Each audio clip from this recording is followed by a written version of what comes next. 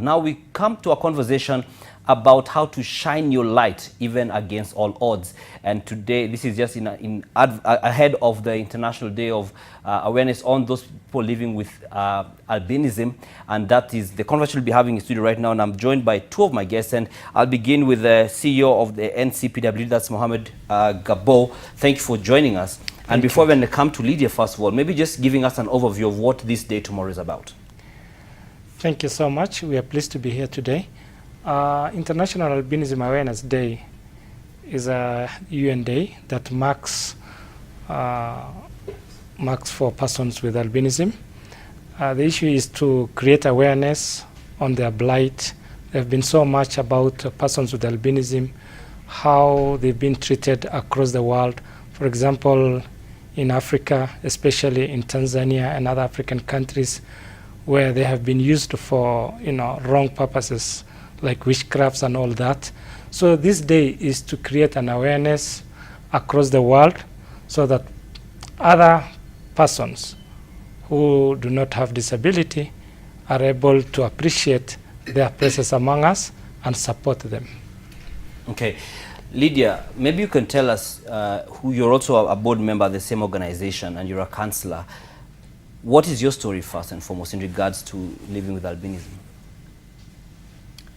Okay, thank you so much. First and foremost, I wish to send my condolences to all the persons, all the families and friends of persons with albinism who lost their lives either by the killings and at the same time due to skin cancer. My sincere condolences to all the family members and friends, because there are many who never live to celebrate this day with us because of the killings, and of course that is due to human.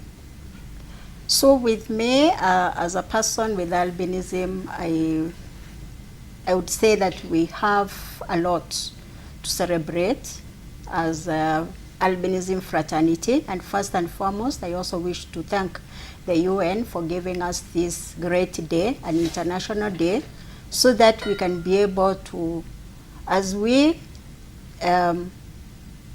create awareness, we are also able to shine our light to the world. We have a lot to celebrate in terms of where we are. It's not where we were like even 5 years ago, or even 10 years ago, and even 50 years ago. And we thank especially the government of Kenya that has really been of great support to ensure that we also have a space in this country, and we are also proud to be Kenyans. And I remember that in the past we used to struggle a lot in buying of the sunscreen lotion, which is quite expensive, because a bottle goes for almost 2,000 and plus.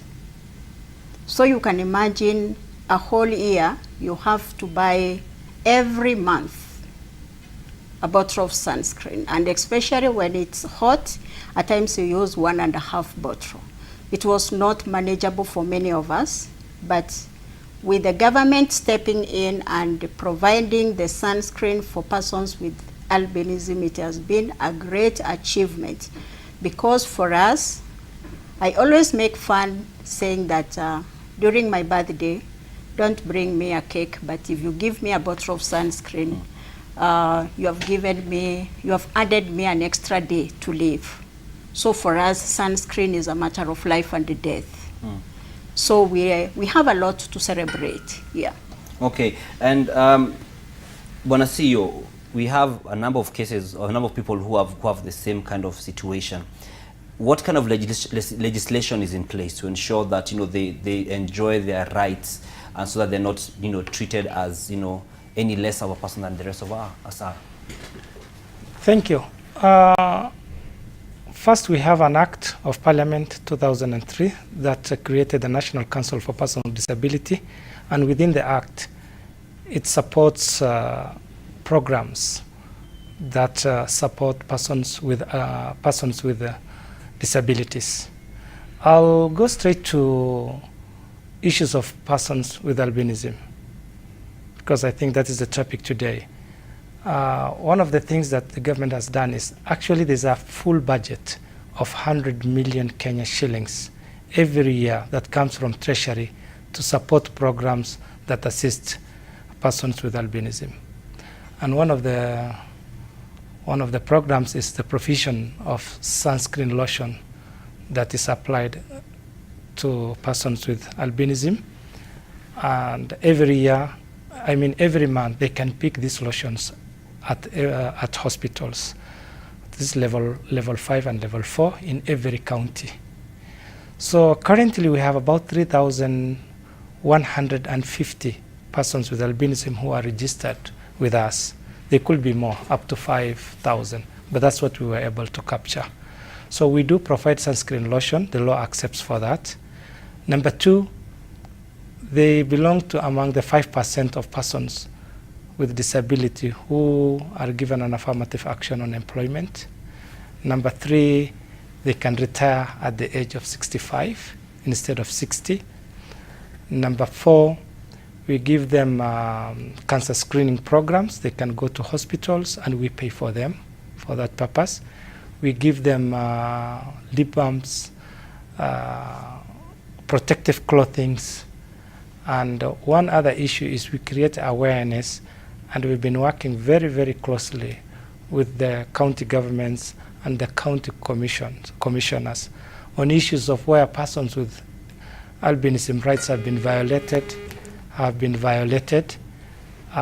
especially where they are murdered, they're killed by soccerers for purposes of, I don't know, whatever they want to use for them.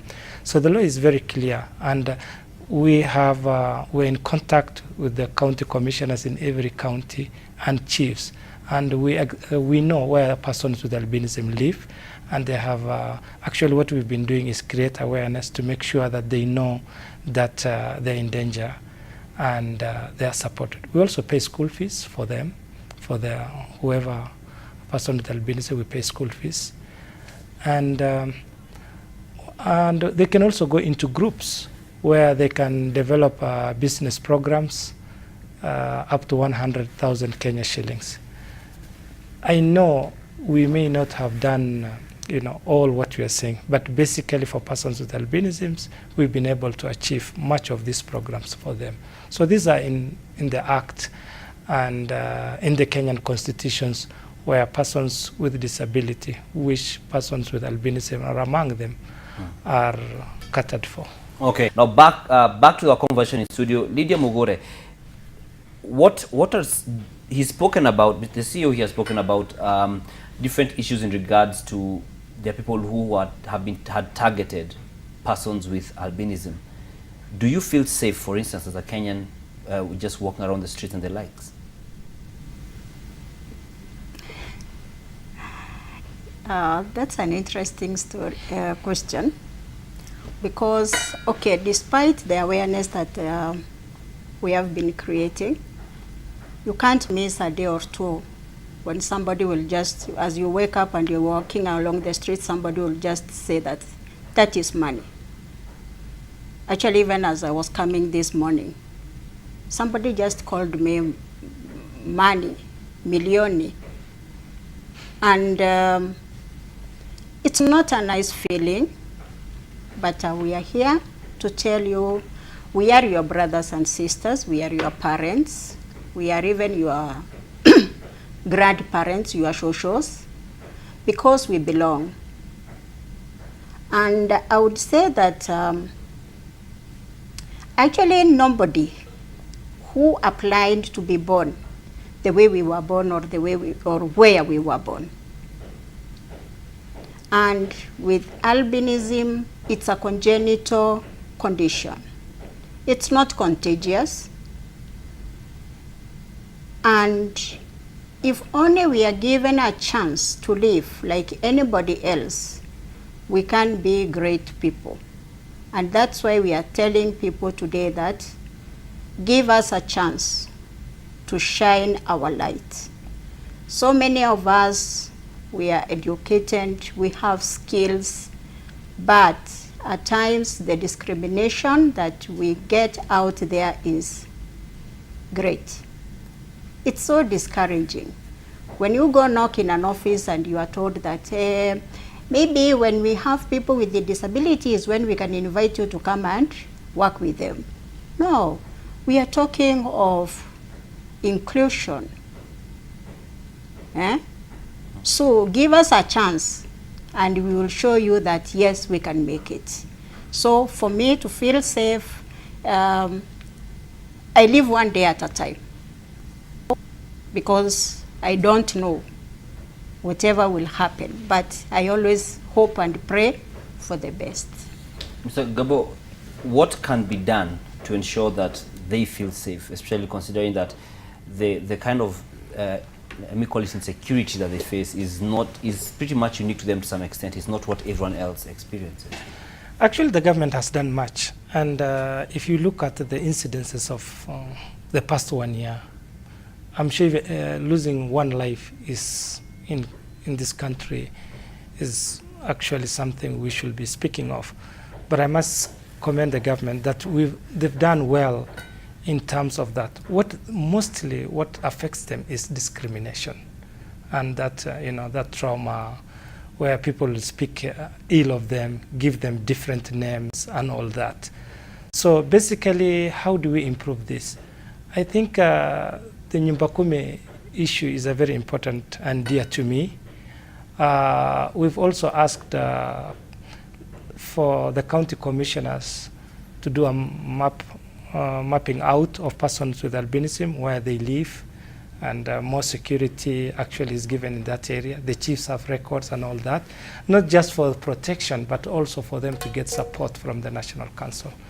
Basically, I believe they are more safer than they were, and Kenyan had I know there have been incidences. This year I didn't hear of any, and I'm proud.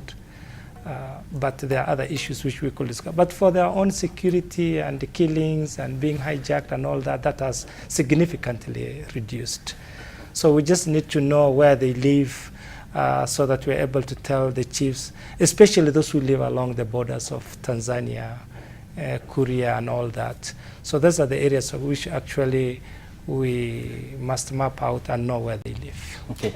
Lydia, we've talked about some of the challenges that you faced as we celebrate the International Albinism Awareness Day tomorrow. What are some of the things that you hope can be voiced and action can be taken on in terms of just trying to help the situation?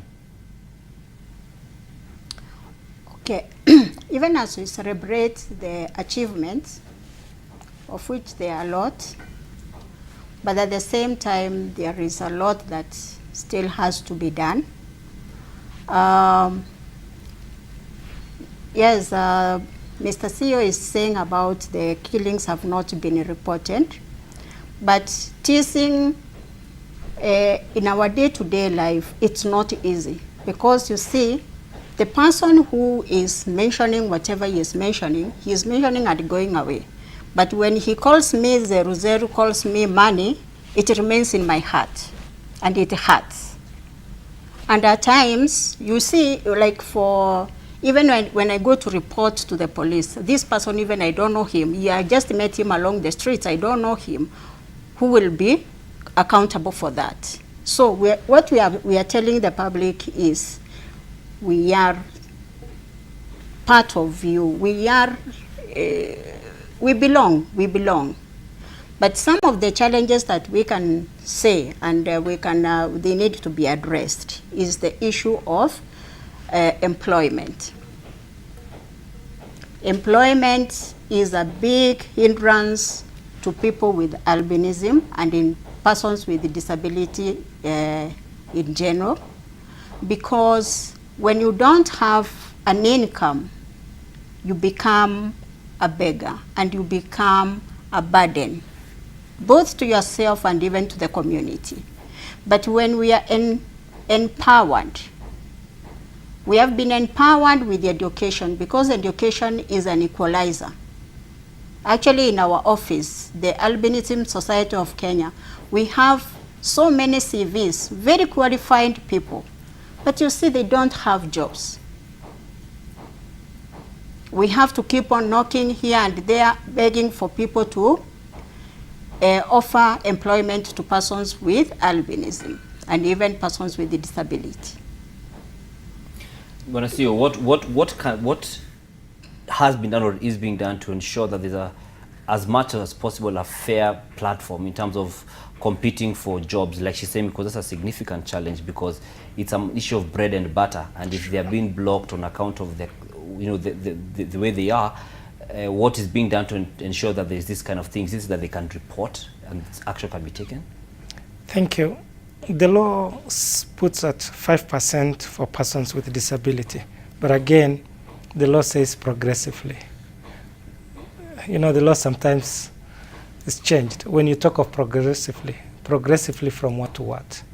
You can move from 0 to 0.1, 0.2. So currently we're waiting for the new bill, which will specifically say 5% of every employed, including NTV here, must be persons with disability.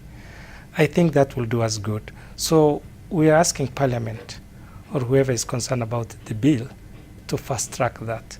Secondly, we hope through the government programs that this 5%, the MDS, ministries, departments, and agencies, we've been creating awareness among them. We've been talking to them to make sure that they're able to absorb persons with disability. Basically, let me tell Kenyans that they are the best workers. First of all, there are people who do not move around so much. Once they are seated in their workplace, they do very well.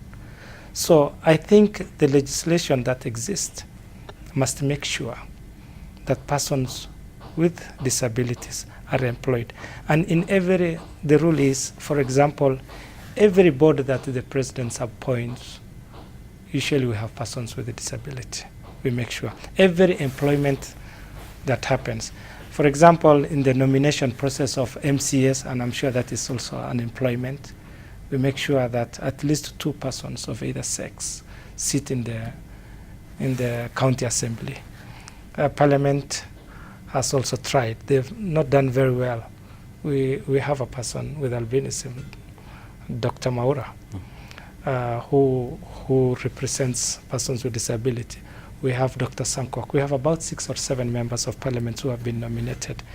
But again, the government, we as a government must walk this talk to make sure that persons with disability are employed, at least 5% as the Constitution demands.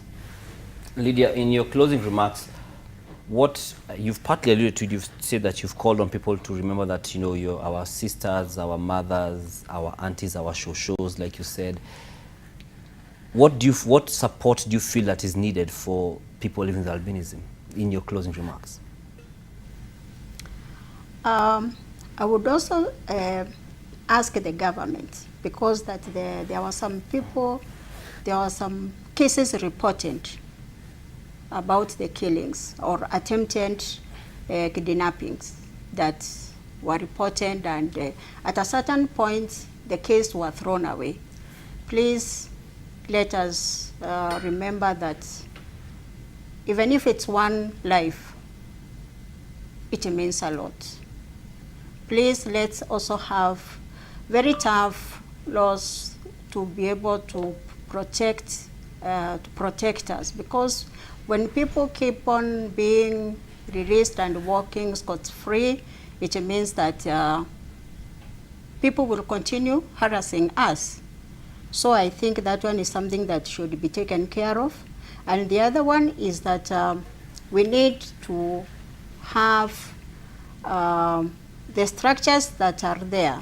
We need a lot of monitoring and evaluation to see whether they are working, because at times we might have laws in the, or whatever structures in paper, but they are not working.